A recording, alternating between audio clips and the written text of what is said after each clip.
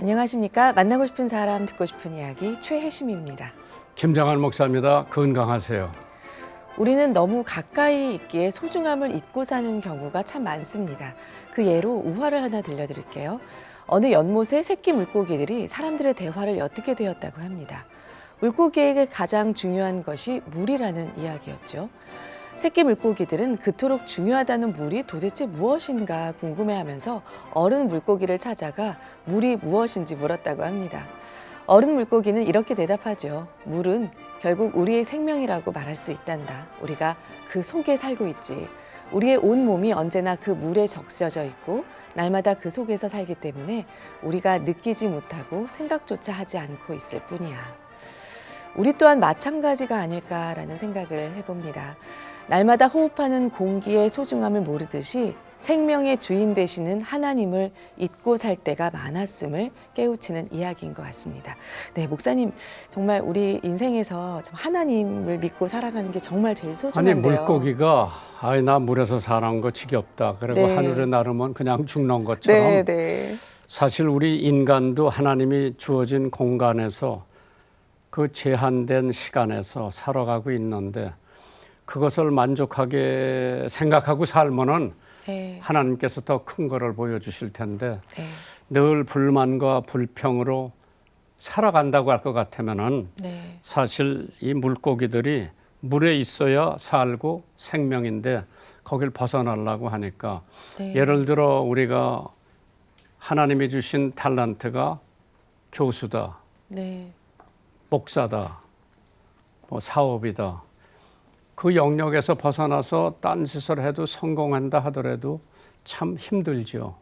그래서 하나님께서 모든 사람들에게 적당한 탤런트를 주셔서 그거를 내가 개발해서 가장 하나님 창조에 도움이 되는 삶을 사는 것이 역시 나를 위하고 하나님의 뜻을 위하는 일이 아닌가 생각해 봤어요. 네. 만나고 싶은 사람 듣고 싶은 이야기, 오늘은 연세대학교 제20대 총장이신 윤동섭 총장님을 만나봅니다. 어서 오십시오. 반갑습니다. 안녕하십니까. 네, 안녕하십니까. 저희 극동방송 청취자 여러분께 인사 말씀 부탁드립니다. 예, 안녕하십니까. 연세대학교 제20대 총장 윤동섭입니다. 만나 뵙게 돼서 너무 반갑습니다.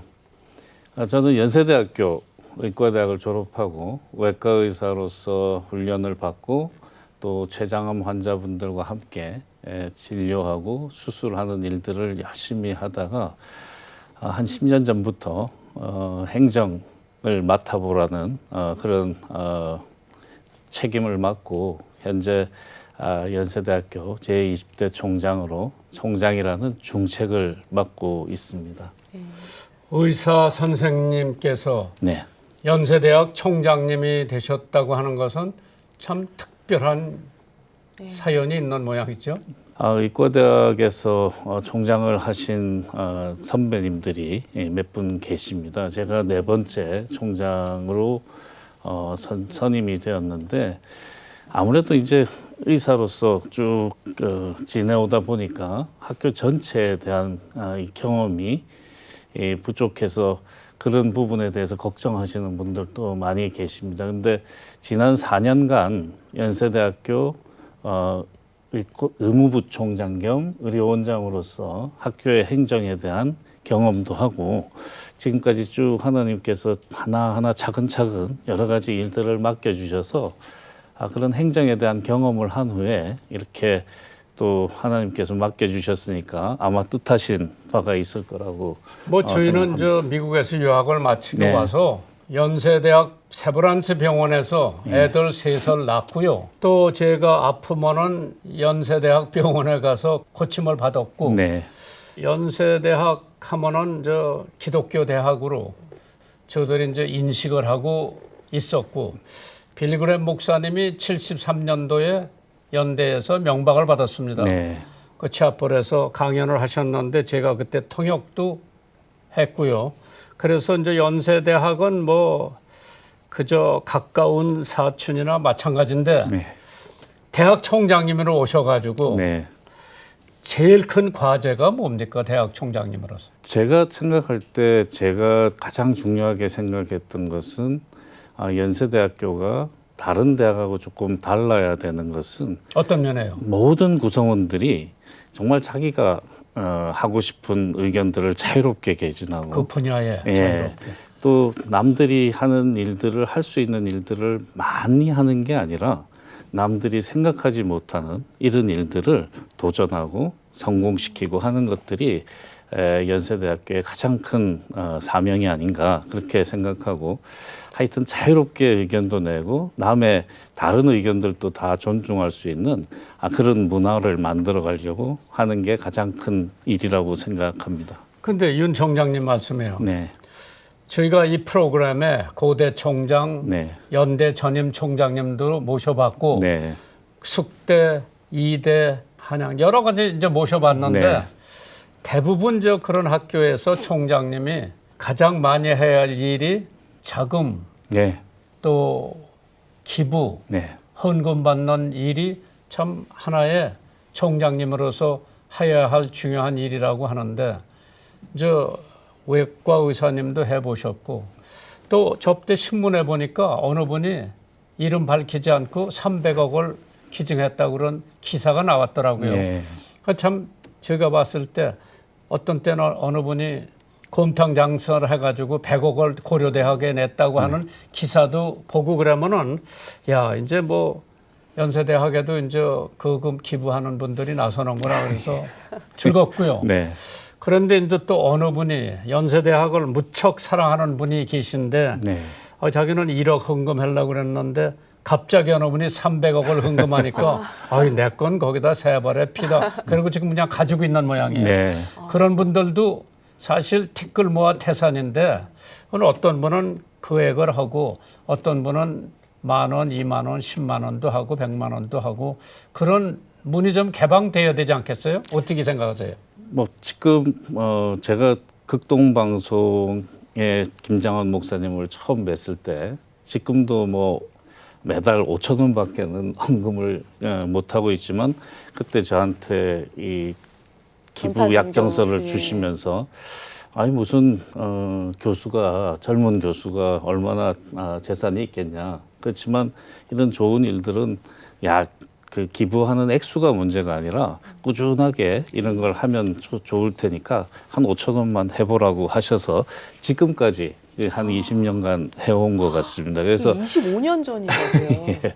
그래서 연세대학교의 중요한 총장으로서의 임무 중에 1번을 들으려고 그러면 아까 말씀드린 그런 기독교 우리 학교로서의 소명을 잘 지키는 것도 중요하지만 Nothing happens until money happens. 제가 총장 to be president 하는 책을 읽어보니까 거기에 아주 소 챕터의 제목이 그런 게 있었습니다. 이게 굉장히 마음에 많이 와닿았는데 그렇게 하기 위해서 이제 많은 노력을 하고 있고 말씀하신 40만 연세 동문 또 우리나라의 많은 분들이 하나님이 세워주신 연세대학교니까 아마 하는 의사결정 구조도 투명하고 하는 일들이 정말 하나님의 가치관을 존중하는 그런 학교일 거라고 기대를 하시고 또 그런 면에서 본인이 하실 수 있는 것들을 꾸준하게 기부해 주시면 정말 거기에 걸맞는 그런 쓰임에 잘 쓸 수 있도록 하겠다 하는 말씀을 드리고 싶었는데 목사님께서 총장님 재임 기간에 네. 내가 이런 거는 연세대학에 해놓고 싶다. 뭐 그런 게 있으십니까? 방금 말씀하신 기부를 하나 예로 들면 아마 50억, 100억을 하시는 분들 이런 분들을 뭐 모셔와서 기부를 받는 것도 중요하지만 아주 소중한 마음을 잘 행정적으로 꾸준하게 할 수 있는 그런 조직을 만들고 싶다 하는 그런 생각을 가지고 있습니다. 그래서 우리가 한 예를 들면 이제 그런 부분이고 모든 부분에서 이렇게 시스템으로 될 수 있는 그런 환경과 문화를 만드는 게 제가 제일 해야 될 일이라고 지금 생각하고 있습니다. 근데 전 미국을 보니까 총장님 임기가 총장님 그만두고 싶을 때 그만두더라고. 예. 예.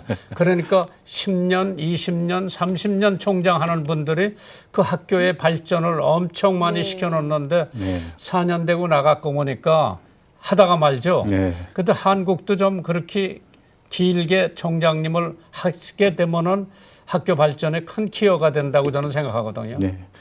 아마 우리나라 대학의 총장님들은 그 임기가 이렇게 길게 하시는 분들이 거의 많지 않은데 문화가 이제는 앞으로는 그런 문화가 돼야 된다 하는 생각을 하시는 분들도 많이 계시는 것 같습니다. 좋은 일을 해보면은 저희들이 2년 임기에서 이제 4년으로 늘어난 지도 그렇게 오래된 게 아니거든요. 2년 하고 또 평가를 받아서 2년을 하고 하던 시스템에서 이제 4년이 됐는데 제가 생각할 때 4년을 잘 해서 또 4년을 그냥 더 해야만 하겠다고 생각하는 그런 문화가 될 수 있는 그런 제도가 만들어지면 좋겠는데 아마 새롭게 만들어지는 제도는 또 새로운 그렇죠. 사람부터 적용이 되는 게 맞는 거 아닌가 생각합니다. 저는 이제 미국 잡지를 보면서 네. 거기 세계의 100대 대학들이 이제 종종 나오더라고요. 네, 네.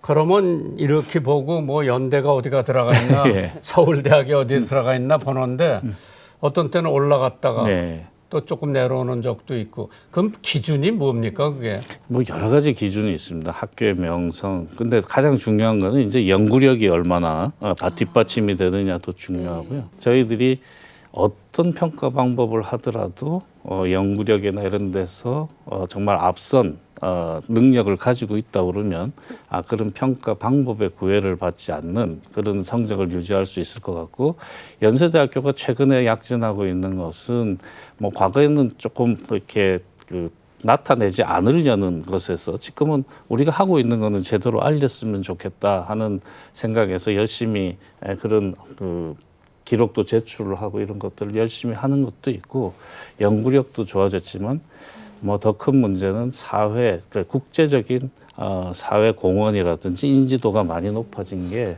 하나의 큰 기여가 아닌가 생각이 듭니다. 그런데 이제 총장님, 교육부에서 대학 좀 관계하지 말고 내버려뒀으면 좋겠다. 네. 어느 대학 총장님이 저한테 학생 하나를 네. 옮기지를 못한다. 무슨 얘기냐 하면은 불란서과 정원 20명, 영어과 20명인데 불란서과 오늘 학생들이 없대요. 네. 그럼 이게 영어과로 그냥 늘려주면 좋은데 그걸 못한다고 그러더라고. 예. 학생 하나를 전과를 못 시킨다고 그러더라고. 이건 대학 자율에 맡겨야 되잖아요. 어느 대학에서 자기 대학이 발전하고 자기 대학 학생들이 제대로 교육을 받고 거기에 대해서 가장 고심하는 사람은 대학이라고 생각하기 때문에 어떤 국가의 교육부라든지 이런 데서는 큰 뭐 이렇게 아주 기본적인 가치만을 방향성을 제시하고 학교에서 그런 것들은 자율적으로 알아서 하는 것이 필요하다고 생각하고 저도 그렇게 하기 위해서 뭐 교육부랑도 많은 이야기를 나누고 있고요. 모든 대학 총장님들이 다 비슷한 생각을 하실 아니 겁니다. 이제 각 대학마다 음대를 만들었다. 그러면 이제 플루한 학생들이 외국에서 공부하고 와가지고 예. 박사학위 받아가지고 왔는데 어느 대학에 지원했는데 플루하는 학생들이 없는 거예요. 예, 예. 그러니까 할 수 없이 그 학교에서 생활 음악으로 전과를 시키더라고. 나중에 이게 또 뭐 걸리는 거예요. 예.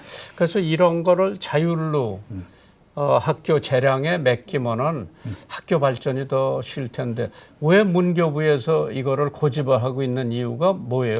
아마 지금 교육부총리께서도 그런 거에 대해서 상당한 관심도 있고 이렇게 자율성을 가져야 된다는 생각도 가지고 계셨고요. 그런 걸 노력하고 계시는 걸로 알고 있습니다. 근데 제가 생각할 때 방금 말씀하신 그런 것들은 교육부에서 하긴 어려운 일이고 학교에서 재량을 가지고 필요에 따라서 조정할 수 있는 것은 꼭 필요하다 그렇게 생각하고 또 국가적으로 봤을 때 이런 분야에서는 우리가 국가의 미래를 봤을 때 이 정도의 인재가 필요하고 또 너무 이 부분을 늘려놔서 한쪽으로만 가면 다른 부분들이 또 이 지장을 받을 수 있으니까 그런 큰 그림에서는 어떤 대안을 제시하고 나머지 세세한 부분에서는 학교가 정말 재량권을 가지고 학교 사정에 맞게 하는 게 저는 필요하다고 생각합니다. 아니 총장님이 이제 외과 의사 선생님으로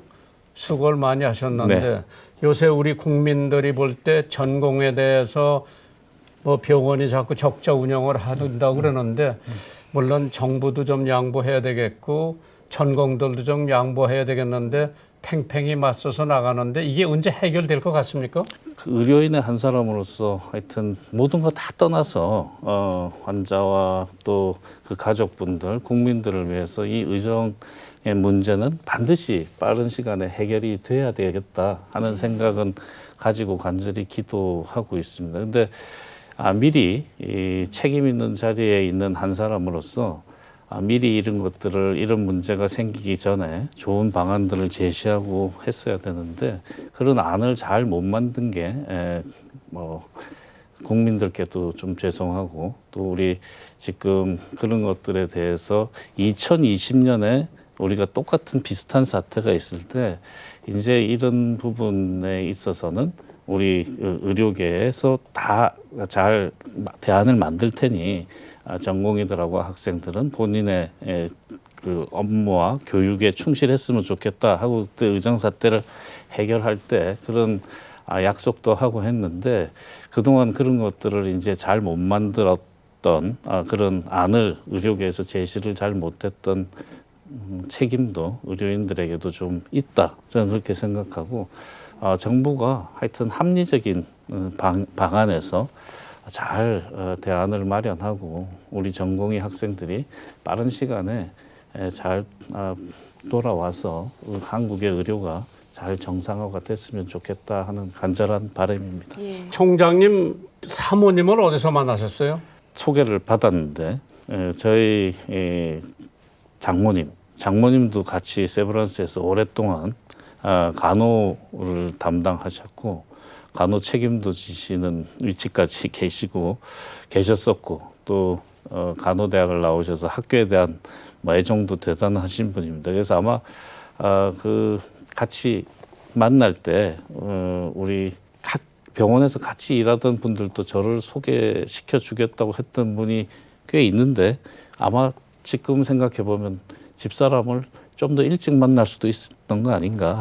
근데 제가 수련받는 기간은 그냥 다른 생각 별로 없이 그냥 24시간 365일 환자들하고 같이 생활했기 때문에 거의 제가 전문의를 따고 군대 가서 그리고 이제 소개를 해주겠다고 그래서 그때 만났었습니다. 그러면 거기도 사모님도 예수 믿고 제가 예수 믿는 거를 소원이라고 이야기를 해서 제가 교회를 가게 됐으니까 제 아내 또 제 아들 덕분에 예수를 믿게 됐다. 그렇게 말씀드립니다. 그랬구나. 네. 그러면 장모님 장인 어른께서는 이미 벌써 믿음 생활을 하고 계셨네요. 네, 그렇죠. 그러면 총장님 아버님 어머님은 어머님은 절에 많이 다니셨고요. 이제 제가 그 휴스턴에 가서 이제 2년간 공부를 할 기회가 있었는데 그때 휴스턴에 오셔서 저희 제가 다니던 교회 목사님께서 어머니를 이제 침례를 해주셨죠. 예. 그랬구나. 예. 그러면 이제 한국에 오셔서 지금 나가시는 교회가 지구촌 교회 다니고 있습니다. 이동원 네. 목사님 네, 계신데 네. 거기 뭐 특별한 인연이 있으십니까? 제가 휴스턴에서 이제 처음 이제 믿음 생활을 휴스턴에서 했기 때문에 이 목사님께서 윤영재님 한국에 가면 어디로 가냐, 어디서 사냐, 그래서 분당으로 가게 될 것 같다. 그랬더니 몇 군데 교회를 이렇게 소개를 해주시면서 어느 교회를 가든지 이 중고등부 교사를 한번 꼭 해봤으면 좋겠다. 그렇게 권면을 하셨는데 교회는 지구촌 교회에 갔는데 제가 중고등부 교사는 약속을 못 지키고 못했었습니다. 네. 그러면 자녀는 아들, 딸, 아들이 93년생이고 딸이 96년생이고. 네. 와, 젊으시네요. 며느리도 있으시다고요. 아들이 작년에 7월달에 결혼을 해서 지금 미국에 공부하고 있습니다. 예. 거기도 의사. 아닙니다. 심리 상담을 전공하겠다고 공부하러 가 있습니다. 따님은 아직 대학 다니시고. 우리 딸은 박사를 하고 있는데 언론 홍보 쪽. 언론 홍보. 예. 아이고. 아버지가 매일 어릴 때 한참 공부할 때 매일 집에 와서 잠만 자서 그런지 의사에 대한 아마 동경은 별로 없었던 것 같습니다. 총장님의 인생을 이끌어준 말씀, 성경 말씀과 찬송이 있다면 네. 제가 상당히 이제 췌장암 환자분들이 예후가 별로 안 좋아서 이제 많은 이제 걱정을 하고 왜 내가 이렇게 똑같이 수술을 하는데 어떤 분은 잘 사시고 어떤 분은 이렇게 금방 재발해서 힘들어하실까. 그래서 이제 그게 뭐 여러 가지 고민, 걱정, 뭐 어떨 때는 많이 힘들어하기도 했는데 이 믿음 생활을 하고 난 다음에 잠언 16장 9절의 말씀. 사람이 마음으로 자기의 길을 계획할지라도 그 발걸음을 옮기시는 이는 여호와시니라 하시는 말씀이 상당히 이렇게 가슴에 와닿고 큰 힘이 되고 나 배운 대로 열심히 하고 그 길을 만드시는 분은 이끌어 주시는 분은 하나님이시다 하는 생각을 하니까 굉장히 마음이 편안해지고 환자분들을 대할 때도 더 조금 더 겸손해지고 그런 마음이 있었습니다. 근데 믿음 생활을 열심히 하게 된 데는 뭐 성경 말씀도 그렇지만 찬송가를 부르면 참 마음이 편안하고 좋음을 느꼈는데 휴스턴에서 매주 금요일 날마다 몇 가정이 모여서 이제 예배를 드리는 목장 교회를 했었는데 그때 처음 목장을 시작하면서 했던 찬송이 날 구원하신 주 감사함. 기계처럼 부르다가 어느 날 갑자기 그 가사들을 이렇게 보면서 너무 마음에 와닿고 또 부를 때마다 마음이 편해지고 이 찬송가 88장 내 진정 사모하는 하는 찬송가도 이제 계속 따라 부르면 마음이 편해져서 뭐 더 많은 어메이징 그레이스 뭐 여러 뭐 찬송가들이 있지만 그 두 찬송이 제일 마음에 와닿았던 것 같습니다. 아니 총장님 부산에서 고등학교를 나오시고 네, 왜 서울대학 안 가시고 연대를 가셨어요? 뭐 서울대학 그때는 지방에서는 그 국립대를 가는 게 그 등록금 문제도 좀 그렇고 싸고. 많이 쌌죠. 예. 그래서 이제 그게 보통 다 이제 선호하는 그런 과정이었고 사립대를 간다 그래도 담임 선생님들이 국립대 더 조금 뭐 다른 과를 가라고 권유를 많이 하셨는데 제 누님이 저보다 2년 위신데 어머님은 이제 안정적인 약대를 가서 약학을 공부하라고 그랬는데 누님이 본래 굉장히 순종하는 딸이었는데 끝까지 고집을 해서 연세대학교 생화학과라는 거의 좀 새로운 학문을 공부하겠다고 가셨어요. 물론 지금은 일을 안 하시지만 그래서 누님이랑 이제 이런저런 이야기를 하면서 부산에 있으니까 뭐 서울에 있는 대학들에 대해서는 많은 관심을 갖기가 어려웠고 그래서 하는데 누님이 연세대학교에서 그런 생화학을 전공하고 또 저랑 이야기하면서 학교에 대한 이야기를 자연스럽게 들을 기회가 있고 또 서울에 왔을 때 학교를 가볼 기회도 있었고 특히 연세대학교 때 의과대학은 우리나라에서 최초로 서양 학문의 발상지가 된 그래서 여러 가지 생각을 하면서 연세대학교를 지원하게 됐습니다. 그래서 누님 영향이 좀 있었군요. 제가 누님을 참 잘 모시고 있습니다. 사모님 자랑 좀 해보세요. 이게 보니까 총장님 성격에 인품에 싸움은 안 하실 것 같고. 저는 이런 이야기를 자주 하는데 그냥 집사람하고 농담처럼 당신이 총장을 하고 내가 살림을 하면 더 잘할 것 같다 이런 이야기를 하는데 이게 이제 뭐 농담처럼 사모님이 활동적이시다. 굉장히 적극적이고요. 예. 그다음에 능력이 뛰어난 것 같습니다.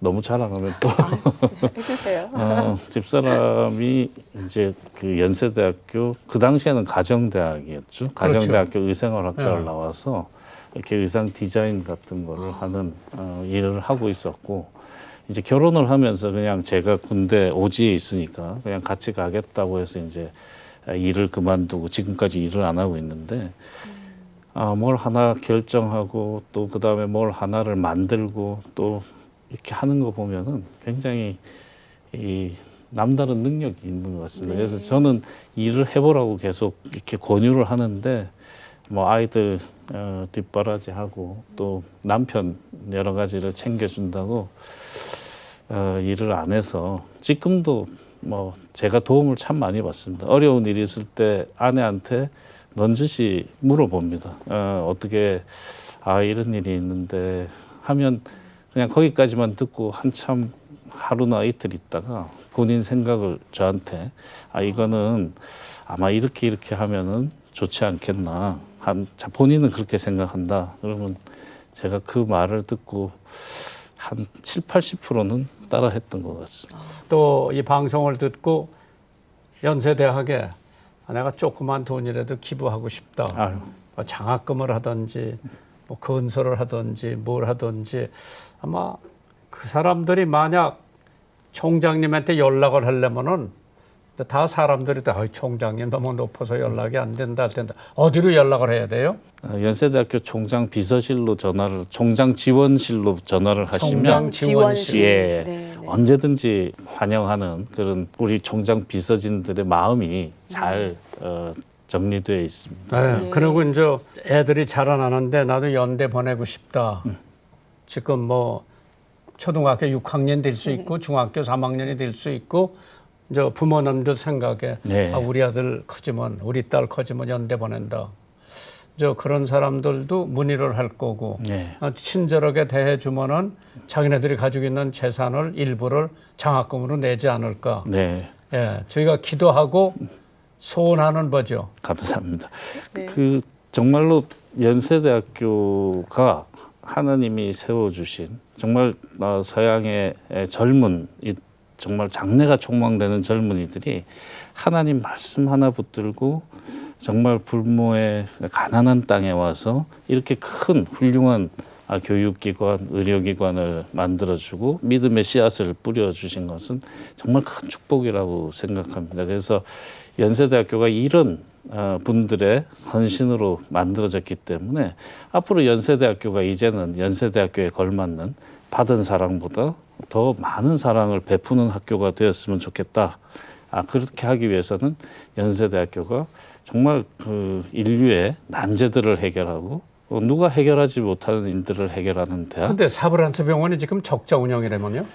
지금은 예. 그렇습니다. 지금은 뭐 의정 사태 때문에 진료량을 너무 많이 이제 지금은 한 70% 가까이를 진료를 하고 있는데 중환자나 응급 환자나 뭐 꼭 급하게 필요한 환자분들은 진료에 지장이 없이 잘 하고 있습니다. 그렇지만 과거에 그래도 뭐 그냥 찾아오고 싶을 때 찾아오시는 분들은 물론 제도적으로 그런 분들은 더 뭐 또 편한 곳에서 진료를 받으실 수 있는 게 더 바람직하지만 그런 100%의 회복을 하기 위해서 노력은 하고 있고요. 중환자들의 진료는 큰 지장 없이 열심히 하고 있다. 그렇게 이해를 하시고 그래도 저희들 구조나 이런 것들이 중환을 봐서 하는 환자 수를 많이 안 보면 경영이 어렵기 때문에 적자는 지금 현재는 큰 적자를 보고 있습니다. 마지막으로 앞으로 또 하나님께 어떻게 쓰임 받고 싶으신지 계획과 비전 있으실 텐데요. 기도 제목 나눠주십시오. 예, 네. 연세대학교가 정말 하나님께서 주인이신 그런 기관이라고 모든 구성원들이 다 자부하고 있습니다. 그래서 연세대학교가 정말 좋은 직장이자 좋은 배움의 터이자 또 모든 교직원들의 사역의 현장이 될 수 있는 그런 대학이 될 수 있도록 최선을 다하겠습니다. 많은 기도와 기부를 부탁드립니다. 감사합니다. 네, 오늘 감사합니다. 네 나와주셔서 감사합니다. 네, 감사합니다. 안녕히 가십시오. 역시 대학 총장님 말씀 잘하신다. 한 주 동안도 주님 안에서 평안하시길 바랍니다. 감사합니다.